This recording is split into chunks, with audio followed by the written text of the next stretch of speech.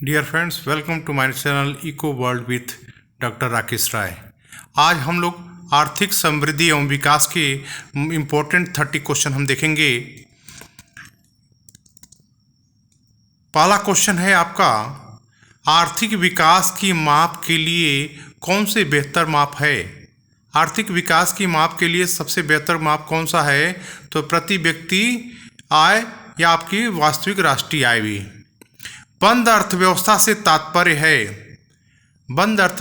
तात्पर्य है आय और निर्यात न होना। आय वृद्धि को मापा जा सकता है। वास्तविक राष्ट्रीय आय बटा जनसंख्या। विकास की वृद्धि दर, जिसे हम हिंदू वृद्धि दर भी कहते हैं, का विचार किसने दिया? ये स्वर्गीय राजकृष्णन ने दिया। विकास मानवीय प्रयत्नों का परिणाम है, यह कथन किसका है? आपका आंसर है W.A. लुईस। आर्थिक विकास है एक सतत प्रक्रिया है, ये कंटिन्यू चलती रहती है। आर्थिक विकास का संबंध है विकासशील देशों से। आर्थिक विकास की दर शून्य का अर्थ है। आर्थिक विकास की दर शून्य का अर्थ है, इसका तात्पर्य है जो कि राष्ट्रीय आय में वृद्धि न होना। विकास का अर्थशास्त्र है। विकास जो है का अर्थशास्त्र है या व्यापक अर्थशास्त्र है। वास्तविक आय में वृद्धि के लिए होनी चाहिए। वास्तविक आय में वृद्धि के लिए होनी चाहिए राष्ट्रीय आय में वृद्धि की दर जनसंख्या वृद्धि की दर से अधिक। यदि हमारी राष्ट्रीय आय में यदि वृद्धि की जो दर है वह जनसंख्या की वृद्धि दर से अधिक है तो राष्ट्रीय आय में वृद्धि होगा, वरना नहीं। नेक्स्ट क्वेश्चन है, विकास मानवीय प्रयत्नों का परिणाम है, यह कथन किस अर्थशास्त्री का है? तो यह कथन लेविस महोदय का है। जैसे जैसे आर्थिक विकास होता है, आय असमानता वक्र हो जाता है। यानी किसी भी देश के आर्थिक विकास जैसे जैसे बढ़ता चला जाता है, आय की जो असमानता वक्र है वो किस प्रकार का हो जाता है? वह उल्टे यू आकार का हो जाता है। वह उल्टे यू आकार का। आर्थिक विकास के साथ श्रम शक्ति का होता है, कृषि से स्थानांतरण होता है। जैसे जैसे आर्थिक विकास हो जाएगा, होता चला जाएगा, जो हमारा जो श्रमिक है वह कृषि से सेवा क्षेत्र की तरफ मूव करता चला जाएगा। विकास की दृष्टि से भारतीय अर्थव्यवस्था कैसी है? नेक्स्ट हमारा क्वेश्चन है, विकास की दृष्टि से भारतीय अर्थव्यवस्था कैसी है? यह है विकासशील। नेक्स्ट क्वेश्चन बहुत इंपॉर्टेंट है। एशियन ड्रामा के रचयिता हैं, ये हैं गुन्नार मिर्डल। नेक्स्ट क्वेश्चन है, कैपिटल एंड ग्रोथ, बहुत ही इंपॉर्टेंट है, अक्सर कंपटीशन में पूछता है। कैपिटल एंड ग्रोथ पुस्तक के रचयिता हैं, ये J.R. हिक्स महोदय ने लिखा है। खुली अर्थव्यवस्था होती है जहां, इट मीन्स हम किस अर्थव्यवस्था को खुली अर्थव्यवस्था कहेंगे? जहां पर आयात निर्यात होते हैं, ऐसे अर्थव्यवस्था को हम खुली अर्थव्यवस्था कहते हैं। चलिए नेक्स्ट देखते हैं।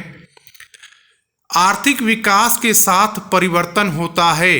आर्थिक विकास के साथ परिवर्तन होता है कृषि से दूर। इट मीन्स कृषि से दूर होकर धीरे धीरे हम सेवा क्षेत्र की तरफ बढ़ते चले जाते हैं। जैसे जैसे अर्थव्यवस्था विकसित होती है राष्ट्रीय आय में, जैसे जैसे, फिर से क्वेश्चन सुनिए, जैसे जैसे अर्थव्यवस्था विकसित होती है राष्ट्रीय आय में तृतीय क्षेत्र का अंश बढ़ता चला जाता है।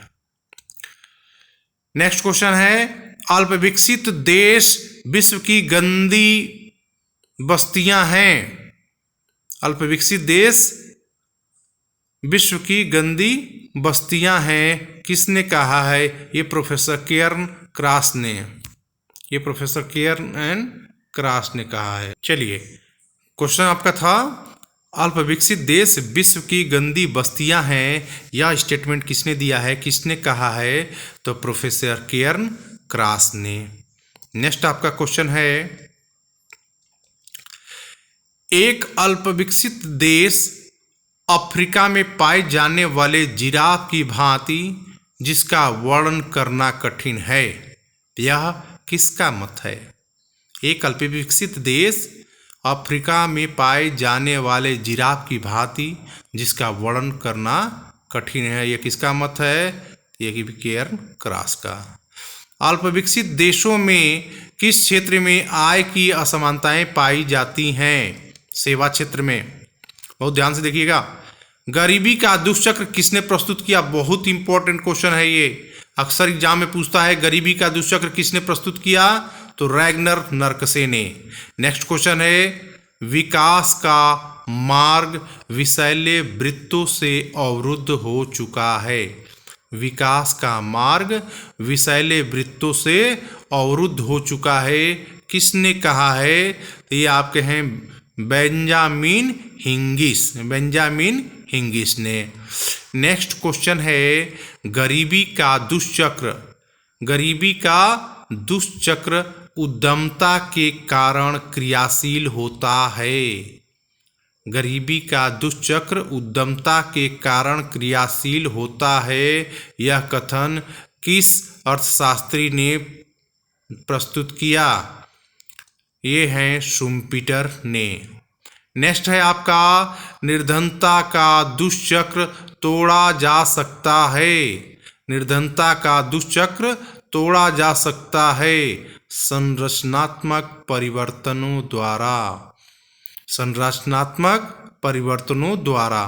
देखिए, निर्धनता का दुष्चक्र होता क्या है कि अल्पविकसित देशों में ना सामान्यतया निम्न आय होती है, जिसके कारण से उनकी बचत भी निम्न होती है, और जब बचत निम्न होगी तो निश्चित रूप से वो निम्न निवेश करेंगे, और निम्न निवेश करेंगे तो उत्पादन निम्न होगा और आय भी उनकी निम्न होगी।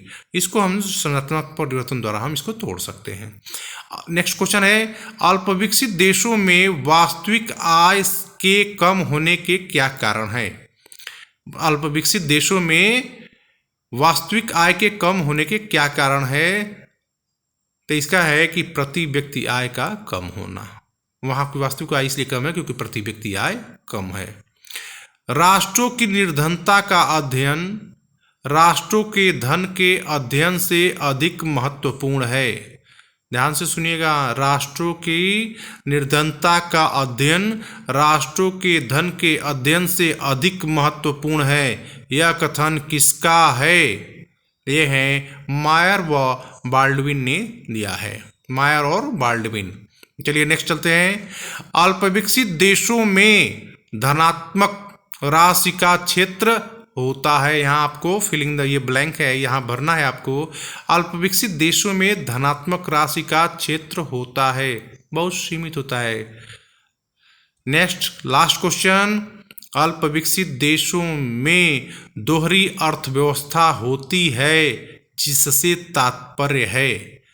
अल्पविकसित देशों में दोहरी अर्थव्यवस्था होती है, जिससे तात्पर्य है बाजार तथा जीवन निर्वाह अर्थव्यवस्था। बाजार तथा जीवन निर्वाह अर्थव्यवस्था। ठीक है दोस्तों, ये आज का रहा जो है ग्रोथ एंड डेवलपमेंट से 30 मोस्ट इंपॉर्टेंट क्वेश्चन।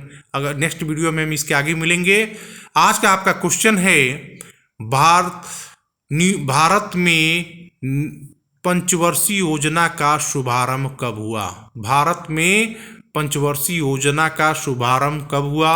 ये जरूर देखिएगा। दूसरा क्वेश्चन है आपका, पंचवर्षीय जो पहली पंचवर्षीय योजना थी वह किसके मॉडल पर आधारित थी? पहली पंचवर्षीय योजना किसके मॉडल पर आधारित थी? Okay, thank you very much.